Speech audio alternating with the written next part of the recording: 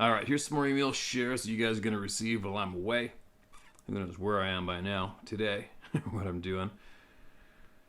Probably filming, getting wet, getting sweaty, or getting dirty, whatever. All the above. Yeah. Every once in a while, we receive some emails from people who have done some knowledge seeking. Some may not be interested, some may. Some may think it's foolish, some may not. Some people might find it absolutely interesting, which I do. But above all, don't forget, take from these what you will or leave it. All right? That's all you have to do. If you knee jerk to spread your own personal misery upon the world, maybe try not to. All right? Because it is a big waste of time. And all you're doing in the end is just screaming to the world that you're absolutely failing at this ride called life currently. But you can turn it around. You can always turn it around. Now listen to this. Sabe is just a small part of the bigger truce. That is the title of the email, and I can't agree more. I've said that from day one. The Sasquatch, Sabe, Bigfoot, whatever you want to call it. This is probably one of the easiest topics to deliver to the people to prove absolutely that we're being misled and lied to. Anyways, moving along with the email. Here we go. Hello, Steve. First, I'd like to say how thankful I am for the work you are doing. It is work that must be done if the people are ever to be free. When on the search for truth, always remember to bring your courage. You never know what you're going to find. Thanks, Steve, for your courage. It gives the people hope. Thank you for those kind and supportive words, my man. That's very, very kind. We're living in some dark times. Knowledge is a kept secret. And those who know or those who dare to question have been driven to the edge of civilization or worse. Throughout our false written history, knowledge has always been kept from the slave race. Today is no different. Our masters hide in the shadow, puppeteering the house slaves who are the 1%. Steve, the Sabe are just a small part of the bigger truth. You want to know who they are, but most men still ask, who am I? Without knowing oneself, how can one hope to understand the thousands, possibly millions, of other entities who live on Earth and call her home, not to mention travelers that come to explore her beauty? The Earth is and has been for millions of years an intergalactic, interdimensional space station.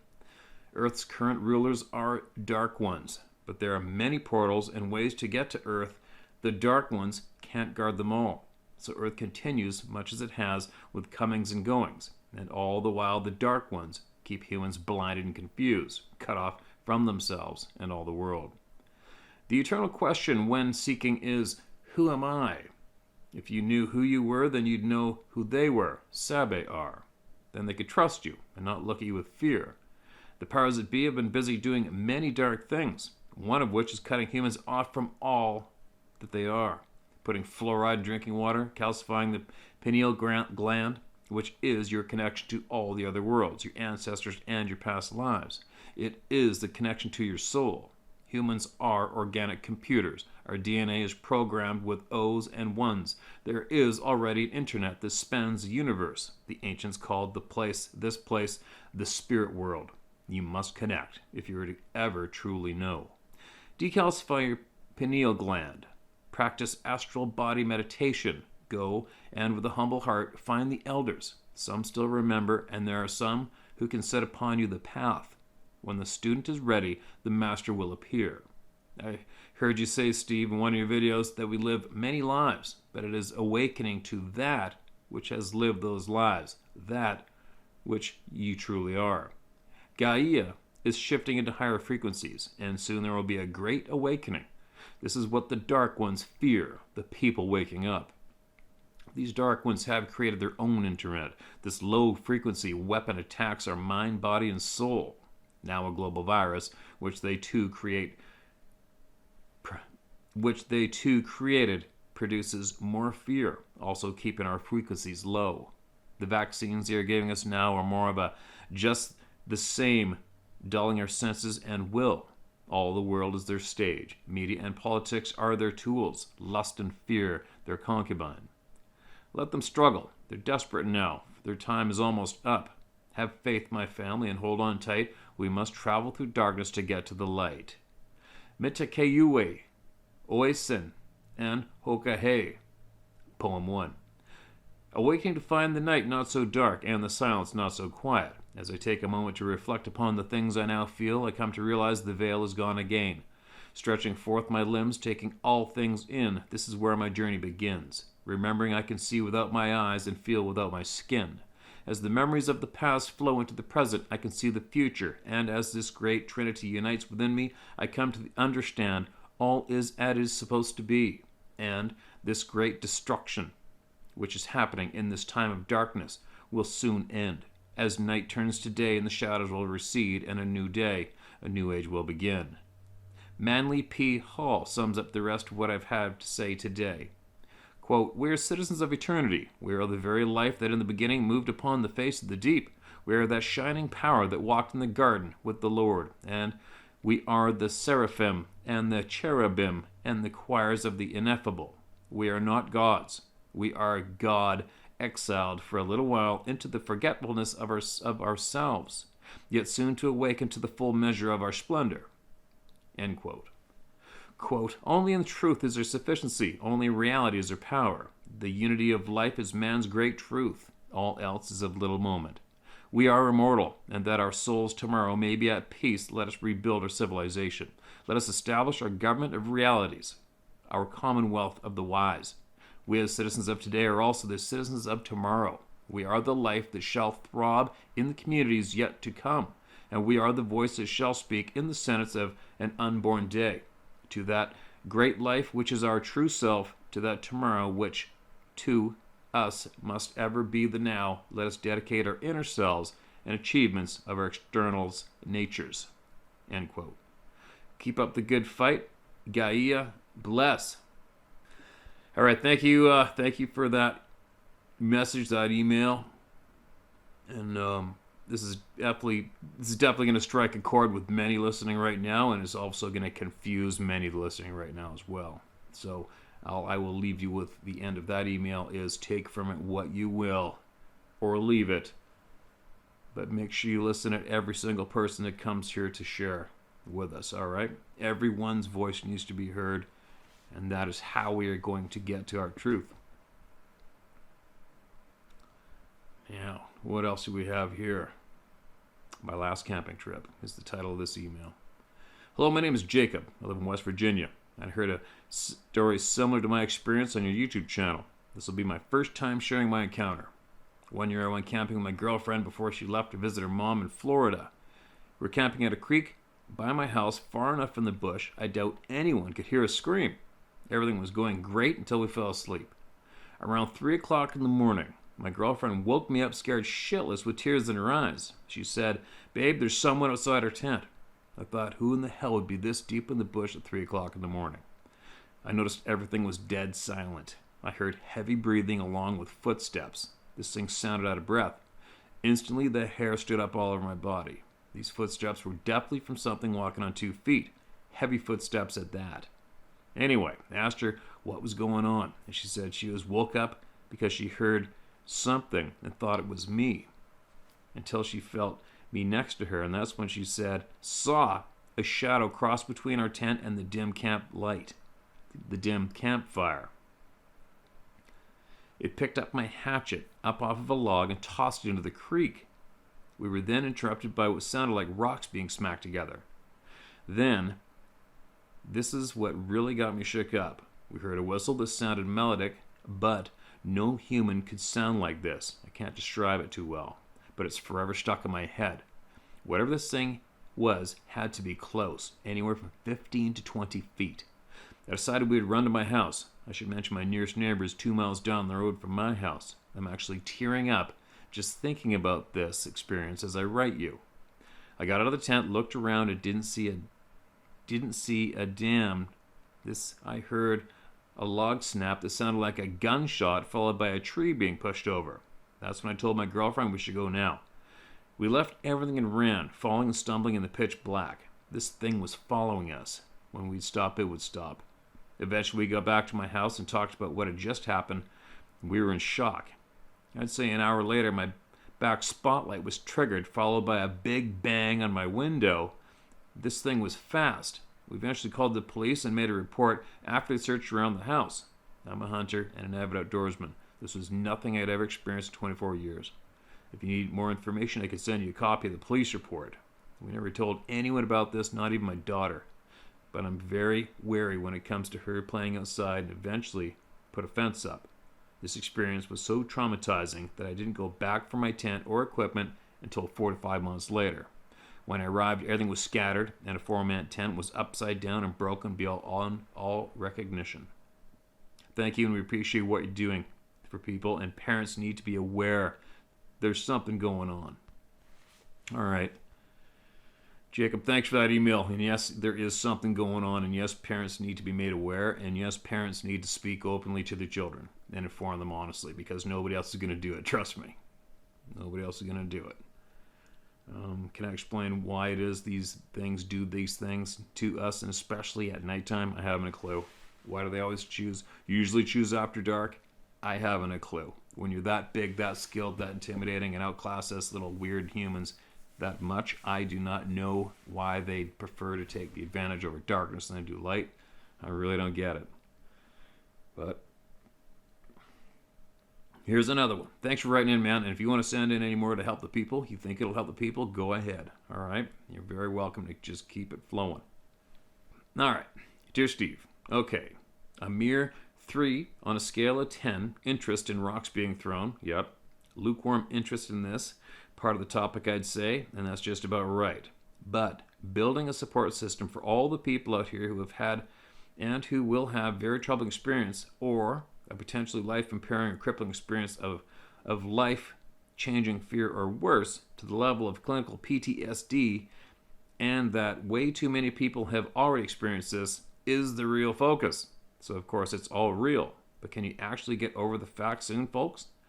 Steve was and is not motivated by becoming a fascinating folklore or exotic entertainment-oriented channel either, period.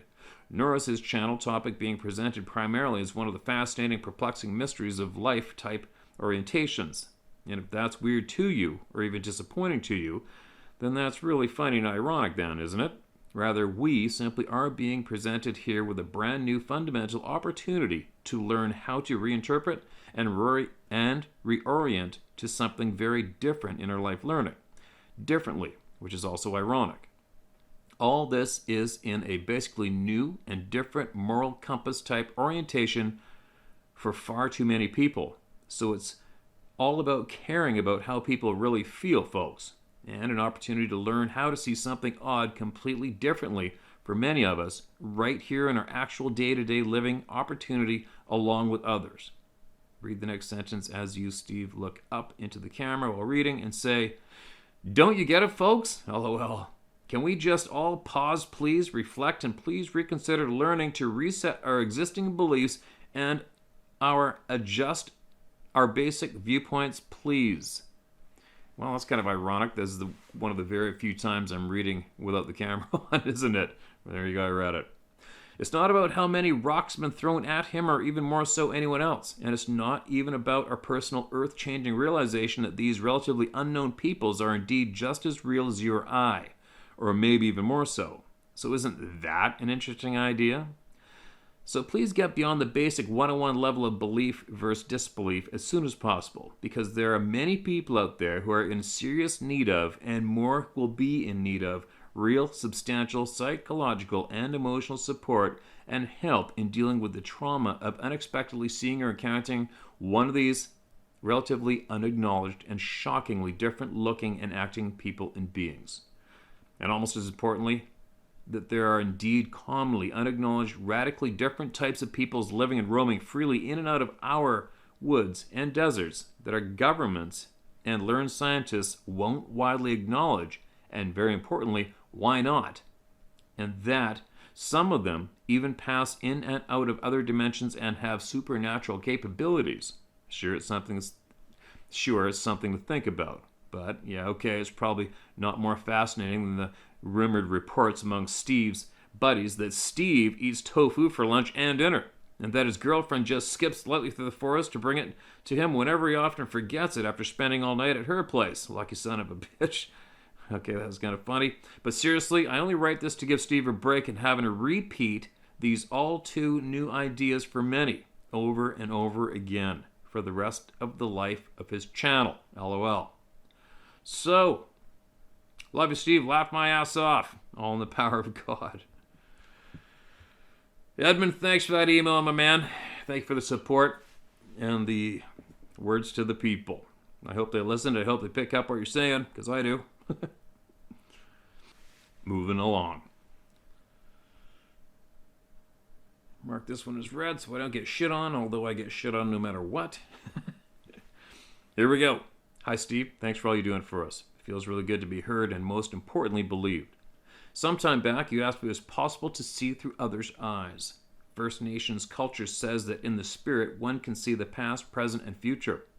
After experiencing the following events, one First Nations man made me a believer. I've been a healthcare professional for 36 years. From 2005 to 2010, I was working in a small hospital in the central UP of Michigan. Mid-2008, I met a man named Roger Bell, now deceased. He clearly identified as a First Nation, so I asked him about his tribe and his native name. He stated that he was White Wolf, a firekeeper of the Potawatomi tribe. I brought him back to the waiting area where he started to speak native to a younger man. He pointed to me and said the phrase, "Watch Joe win." I asked what was said. He stated that I was named and introduced to his son. I asked how I could be named without having a vision, and the translation. He stated that the Spirit reveals what I do, and I am now Roaring Rapids. My second encounter with him, Roger was happy, content, and wanted to talk about the grandfathers. The grandfathers know all, see all. Not many are left. You walk through them. They have laid over peacefully. Roger, can you please tell me what a grandfather is? He stated they are massive white pine trees. No logging, only old age and lightning take them down. You walk over the long, narrow mounds where their springs bubble out of the ground. At this point, Steve, I was getting some serious goosebumps. This location is very remote. No road or trail, just good old-fashioned compass-bearing navigation. My third encounter with him was brief. I believe his terminal condition was taking its toll. Sometime around the first week of May in 2009, I saw Roger one last time. On Friday, a First Nation co-worker informed me that he had been admitted. I went up to visit with him. Although I had 100 questions to ask, he was clearly too weak for any of that. He did say a couple of things in the spirit that really got my attention. The first thing was about love. He said that my love is water on the rocks. The sound is so beautiful, it cannot be described. The second thing was about the grandfathers. He kept repeating that he was going where I go, to see the grandfathers, young and old. The next morning, I headed out to the woods and decided to make a loop, 200 to 300 yards around my hunting area.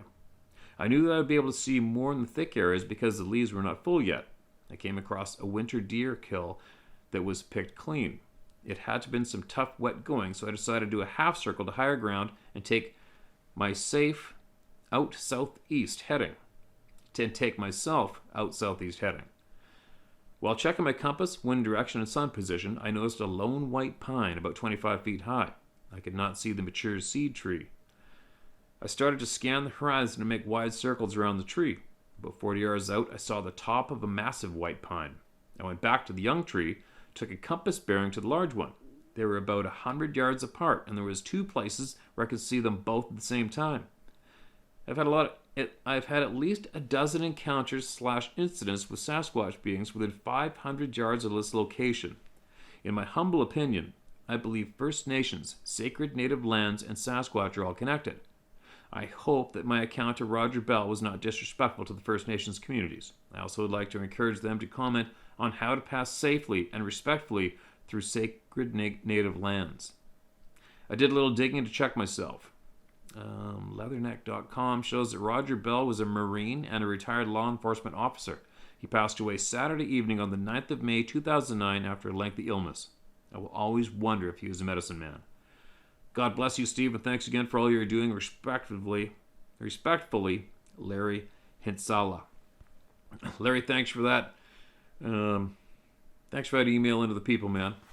Absolutely enjoyed reading it to everybody, sharing it, and without a doubt, those connections you question exist, but they also go a lot further, where we are all connected.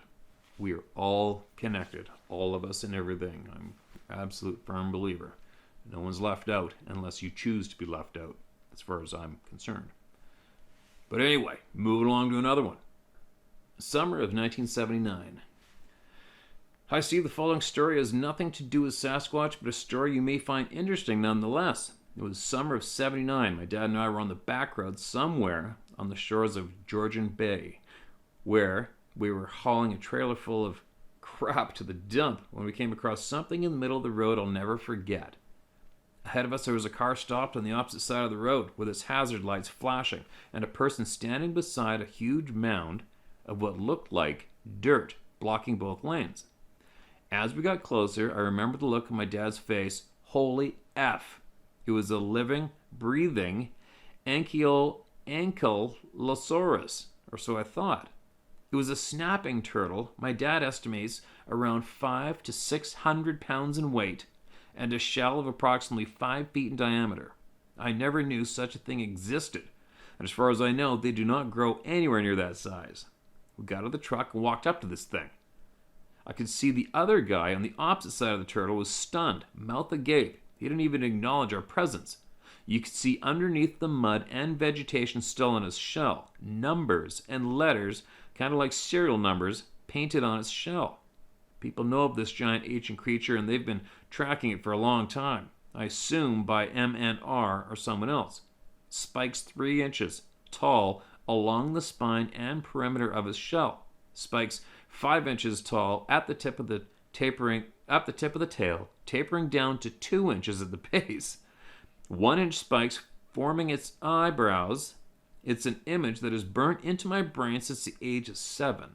The three of us stood there and watched this thing lumber its way into the thick swamp. My younger brother, who works for the government, MNR, could not find a shred of info on this turtle/Ankylosaurus, but there are 3 people I know who have seen it for sure, and whoever painted those tracking numbers on its shell. That's my story. Needless to say, always look twice before diving in Georgian Bay. Feel free to use my name. In best regards, Dwight Riley. Dwight, that is the first time I've ever read anything even remotely close to what you shared with us. I haven't a clue about any other history of that story or sightings from anybody else, but it sure sounds absolutely crazy and insane to see something like that in their frickin' road today. So let's possibly hope that maybe someone else out there is absolutely familiar with this. And if they are, well, you know what we're going to say next. Email it into us and share what you know, all right? Because that is absolutely something else. And of course, everybody's going to say, why don't you take a damn picture, right? So out of those, I don't know how many people see the thing in the front of the road. Nobody has anything to take a photo of. It sounds a little odd, a little off, but I've seen a lot of crazy shit and never took a photo myself either. So anyway, if anybody out there has anything they want to add to that, email it back in, all right? That is one hell of a sight to share. Moving along, here we go again. Hey Steve, hope you share this. As the man who shared this encounter with me has passed on, and I know he would like to help others if he can. All right, consider it done. This encounter happened in the Cascades in Oregon during, I believe, the late 80s, early 90s. He had been a forest ranger for about 15 years at this point and was checking a few sites in the mountains for reasons I don't remember. What do I remember in detail was that he crested a ridge in the mountains. He saw a very large hairy being scratching its back against an old-growth Douglas fir in a side-to-side motion. My friend froze the moment he saw the Sasquatch. He watched in disbelief as it scratched its back on the tree, glanced in his direction, and quickly walked out of sight behind some other trees. All told, he saw it for only a few seconds. After a minute or two, he walked over to the tree it was scratching its back on and found a wad of hair stuck to the bark. After checking the tree for a height comparison, it was over 8 feet tall and cinnamon brown. He took the hair sample back to his house and then made a brilliant decision. He would send it in for DNA analysis, but only about half of the hair he pulled off the tree. He sent the sample and included a letter to a facility that specializes in wildlife DNA evidence in poaching and animal smuggling crimes. In the letter, he said he saw a larger animal scratching itself against a pine tree, but he did not allude to it being bipedal or anything even close to the sabe. A few weeks later, he got a response back. The facility said the animal he saw was a large cinnamon black bear and that they returned the hair sample. The hair enclosed in the response was a different sample. He compared the remainder of his original sample under a microscope to what they sent him. They returned him a tuft of black bear fur from a cinnamon bear. Under a microscope, the two samples looked completely different, so he knew the government was lying and covering it up, so he didn't press the issue and kept his mouth shut. This man knew bears exceptionally well. He had a few dogs for hunting black bears and has had to sew the dogs back together on several occasions, including sewing half his dog's tongue back in once. Youch! He knew what he saw, and it certainly was no bear. He finished out his career and retired, but kept an eye out from that day on. Thank you, Steve. Stay safe. Best of luck with the move to the new place, Ron. Okay, Ron, thanks for that share. And, yeah, it's interesting. I mean, as far as I'm concerned, the DNA thing's already been done. There's people I know who have done it numerous times. It's been done. We all know the results. End of story. Moving along. I would not even be remotely curious as to where the other portion of hair is that he saved. I don't give a shit. It's obvious what's going to happen if you submit it to the wrong people. And even if you manage to get people you trust to do the DNA analysis, they submit it to the scientific community, it's going to get the gong. It's already been proven. Whoever the powers that be are, they will not allow this to be recognized at this time. They just won't, and they're going to put 10 times more effort in to stop us from succeeding in that physical proof for the public. It's just not going to happen. And that's why I always say, well, kick the pricks to the side. Who needs them? I don't give a shit. The people are the strongest force on the face of this planet. They just don't know it, the majority of them, right? That's why this channel is blowing off the frickin' charts. That's why there's around 7 million views a month of both my channels combined. It's because it's for the people by the people, right? Screw the people who snub the DNA. Screw them. Screw them. Kick them to the curb. They don't count. You stick with the people. We know what we know. We know what we see. The key is to keep speaking openly about it with confidence and sharing with each other. Obviously. Right? That's what we're doing. Look what it's doing for the topic. It is blowing it up. But that's what it would do for any topic on the face of the earth today. If the people are listened to, shit gets heard and shit gets real. If the people's voices get suppressed and we give that power to a small handful of people, well, we get screwed. That's all there is to it. But anyways, babbling a little bit. Moving along. Oh, I got so much stuff to do before we go. And obviously, by the time you guys hear this right now, I'm gone. I've been gone a while. But keep them coming. Keep them coming in. Share my story at howtohunt.com. Tell my story at howtohunt.com. Keep them coming in and keep the people talking. All right? Keep everybody talking. Nobody gets shut up. No more.